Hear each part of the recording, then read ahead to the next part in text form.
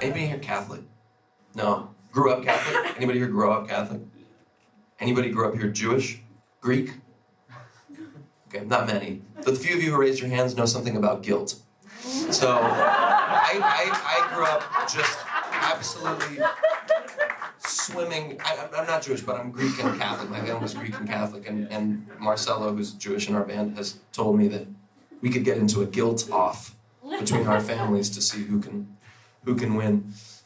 So I grew up with this inherent sense of guilt about everything, and at a certain point with the band, the members had invested so much, and I'd seen them on so many floors, and loading and packing up their gear so many times, that in like the really dark moments of the band in which I was like, we need to pack this up.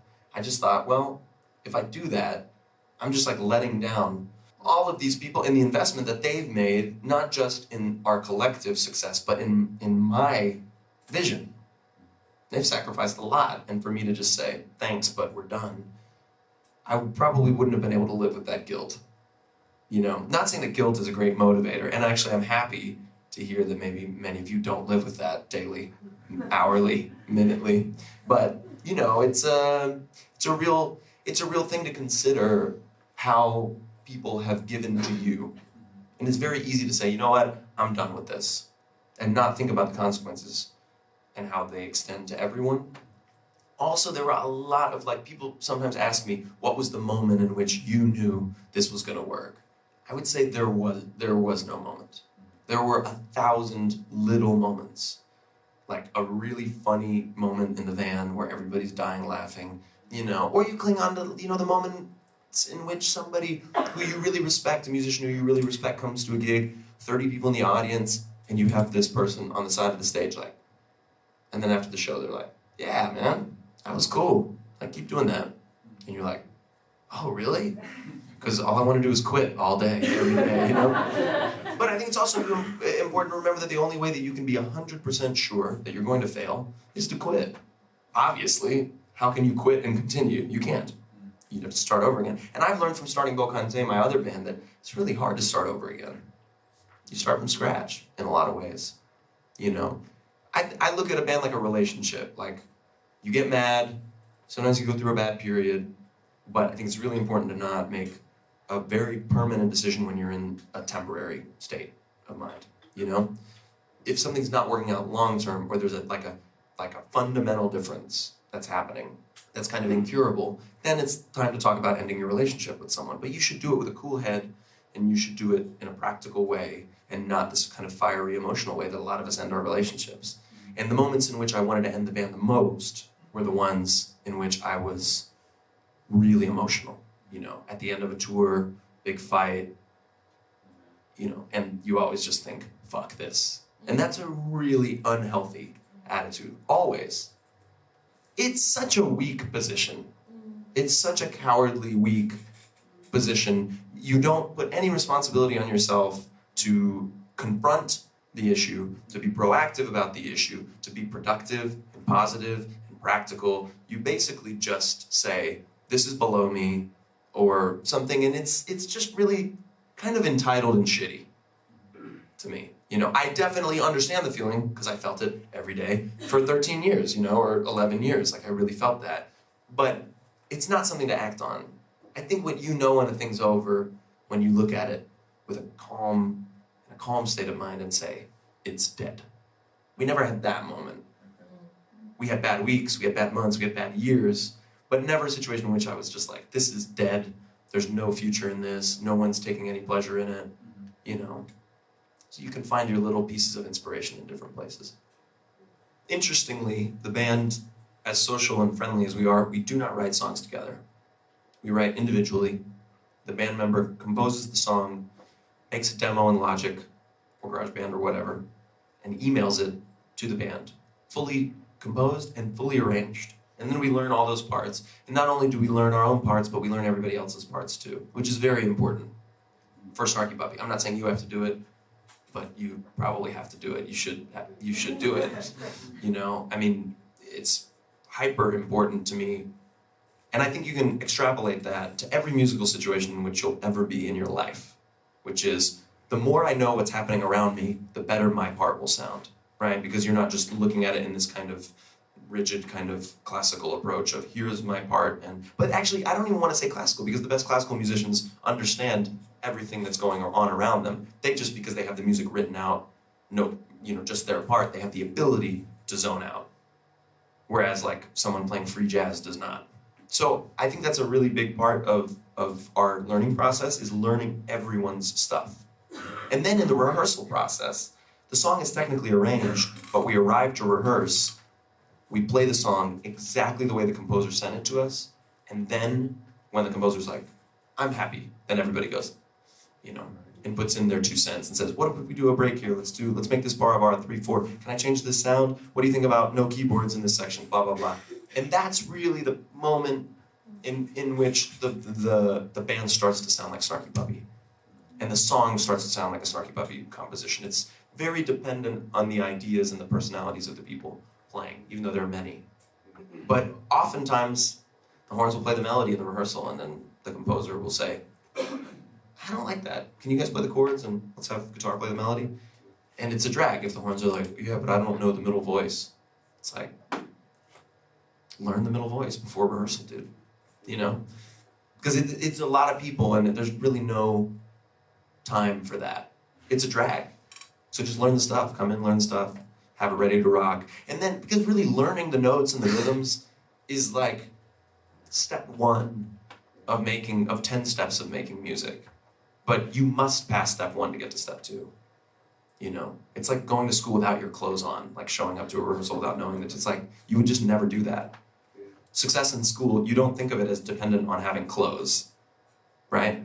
You think of success in school as the stuff that happens in school once you arrive with clothes on, right? Inherently, right? So for me, it's weird. So in Snarky Puppy, you must be, in no order, cool, like not gonna be a drag, not gonna cause drama, like laid back, easygoing. You must be, you don't have to be social, but it's nice if you're friendly and hang out. You have to have a very generous musical spirit, because there's a lot of people on stage contributing a lot of ideas. And if you prioritize your ideas over theirs, it's not gonna work in the first minute. So you have to be focused. Basically, you have to think like a producer, I would say.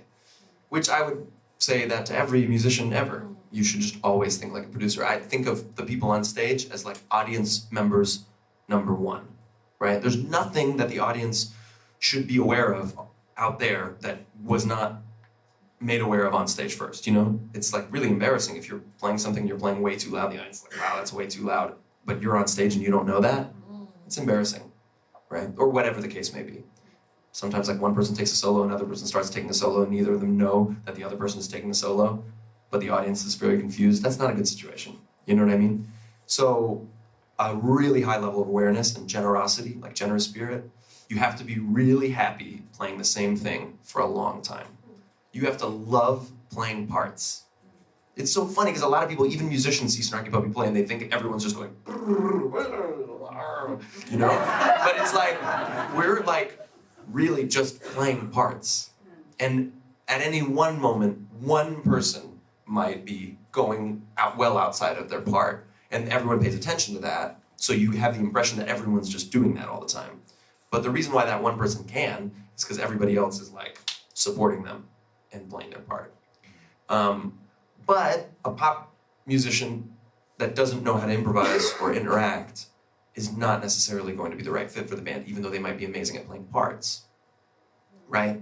Because this band is, every night we play the songs, we do a different set every night, and we play each song differently every night.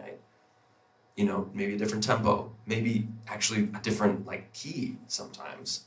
We digress often as a band just to stay interesting and on our toes and all this stuff, but with respect to the compositions, of course. But we elaborate often, and you need someone on every instrument who can identify what's happening and go with the flow in kind of a jazz way, right? But then also, I don't really want Jack DeJohnette playing in my band, even though he's one of my favorite drummers, because I don't know that he'd really dig playing parts. you know? So getting like a super jazz person or a super pop person doesn't really work. Like we need people who are kind of like in the middle, who are able to understand jazz vocabulary, vernacular, understand the relationships that happen in that form of music, but are really happy just playing like for 60 minutes without a fill, which is a lot harder than it sounds, you know? And I would say those are the basic qualities, and we generally know when we see it. I think that in general, when we talk about like, what are the most important skills for a human being to have in music, I would say the ability to rise to the level of the environment is the #1 skill. And actually, way outside of music. Social contexts, right? Maybe we all have that friend that when you go to hang out in a group, you're just kind of like face palming the whole night because they're not really on the level of the rest of the group in terms of anything, in terms of sensitivity, in terms of just even speaking volume, or, you know, any of the number of ways that you can be in a group of people and piss people off. In music, it's the same. If you're on stage with a bunch of people who are grooving their butts off and you're not, the socially intelligent thing to do is try to do that. And not just be like, well, I'm a rock person, so I'm just going to turn on all my pedals and play a rock guitar solo in this situation. Or I'm a folk person, so I'm just going to sing really quietly until the band shuts up. It's like, if you're in that context and that's what the music is, you adapt. You know, and that adaptation doesn't always take 5 seconds, like those examples I gave. Sometimes it's like years. If a person has these 3 things and I have met them, they're always working. Always. The 3 things are, start with the hard one, being a great musician, right? Which is like a lifelong process and you work at it every day and you can't just get that right now. But it should be your first priority, 100%, because we can talk about business and branding and getting along with people all we want, but all of these things that we're talking about, all the business is centered around the art. Second thing, responsibility. Show up to the gig on time, wear the right clothes, bring the right instrument, learn the music better than you're expected to learn it, all those kinds of things. Third thing, attitude. Be cool. Be agreeable, be a pleasure to be around, be nice. When things go wrong, especially, be cool, because that's the easiest time to justify being a jerk. And the best time, like, you really appreciate people when they're cool in the face of adversity. So, being a pleasure, attitude-wise, as I use my middle finger, being responsible, and being a great musician. These 3 things, I promise you, as terrifying as it is out there in many ways to survive, and as unjust as it is in many ways, and as many artists that you maybe even grow up with that are terrible, and you see them having a lot of success, and artists who are great that you see having no success, and you feel the world is not fair. Obviously, the world is not fair. My president is a reality TV star. This is obvious that the world is not fair. But if you hold on to these things and you have them in your bag, I really believe you don't have anything to worry about. And if you do, and if you still can't have work after those 3 things, call me and I will hire you. Because these are traits that are like, just everyone needs them. And I really think that if you put them in there, take care of them. And those last 2 things you can do right now. Done. From right now on, I'm going to be responsible and I'm going to be cool. The first one takes some time. But those second 2 things, you can do that right now. And really, like, it's not a thing to worry about. So don't be terrified. But be terrified. But don't be terrified. Because if you take care of those things, you'll be cool. And I really believe in that. And I really hope that you all go and make music that you love and care about, because it's the most privileged occupation I could possibly imagine. Like, it's the most beautiful thing to express yourself for a living and open people up and make them excited about being alive. And that's kind of like our gig, and what a blessing it is that we have that. So best of luck to all of you, and hope to see you on stage somewhere.